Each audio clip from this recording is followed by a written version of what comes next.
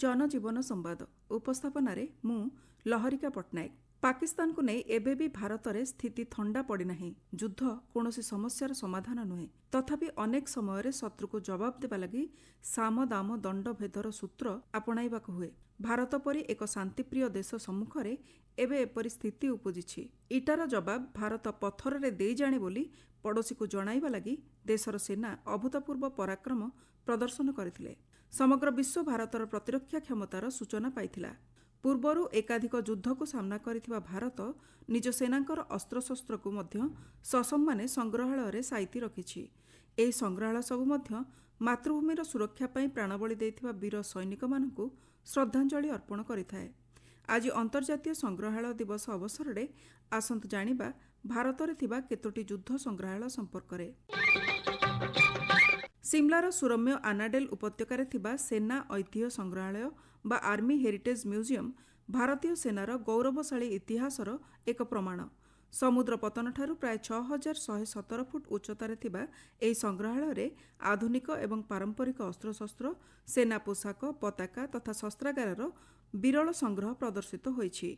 एठाकार प्रदर्शनी रे ख्रीष्टपूर्व 2500 समयर कलाकृति ठारू आरंभ करी 1971 मसीहा भारत पाकिस्तान युद्ध एवं कारगिल युद्धर विभिन्न स्मृति सुसज्जित होई रहिछि। आनाडेलर प्रशस्त भूखंड रे 1888 मसीह प्रथमे डुरांड फुटबॉल टूर्नामेंट आयोजन होइथिला। एबे आर्मी हेरिटेज म्यूजियम एही अंचल को हेलीपैड भाबे व्यवहार करुछि। एहा परिसर रे एक छोट किंतु सुंदर काक्टस म्यूजियम मध्य रहिछि। जैसलमेर ठारू जोधपुर दिगरे जाइथिबा जातीय राजपथ रे सहर ठारू मात्र 10 किलोमीटर दूर रे थयत ठारे अवस्थित जैसलमेर युद्ध संग्रहालय संक्षेपरे एहा JWM भाबे परिचित।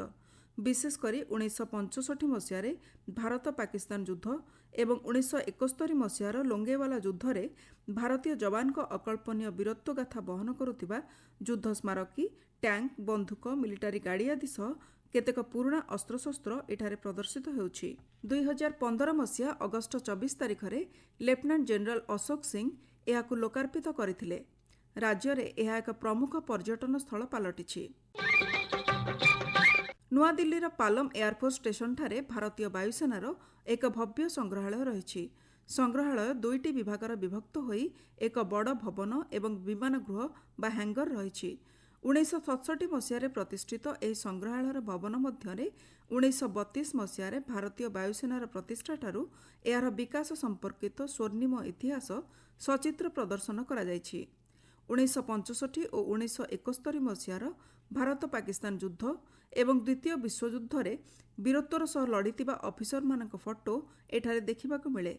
विमान गृह रे एकाधिक पुराणा विमान, helicopter, jet engine, aircraft gun, शत्रु पक्षर जबत करा जायथिबा विमान एवं टैंक आदि रहिछि।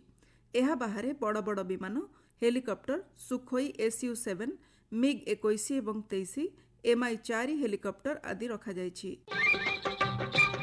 1998 मसीहा अक्टोबर 12 तारिख रे गोवा ठारे एशियार एकमात्र नौसेना उड़ाण संग्रहालय उद्घाटन करा जायतिला। गोवार भास्कोडागामा ठारू मात्र 6 किलोमीटर दूर बोगमालो ठारे भारतीय नौसेनार एही अनन्य संग्रहालय रहिछि।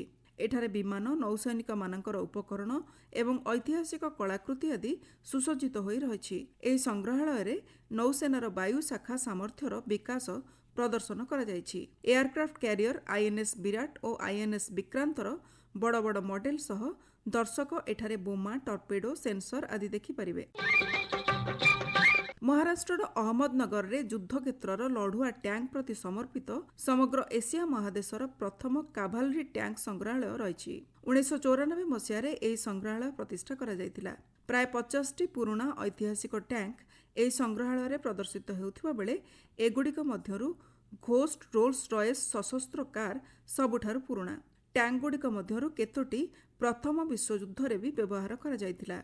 1965 मसीहा भारत पाकिस्तान युद्ध रे व्यवहृत M47 पैटर्न और वाकर बुलडॉग परी केतेक ट्रॉफी टैंक मध्य एठारे रहिछि।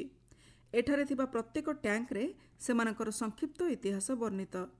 सबुज परिवेश मध्य सुव्यवस्थित भावे थिबा एही संग्रहालय देशप्रेमी तथा इतिहास रे रुचि रखुथिबा व्यक्तिंक पई बेस उपयोगी।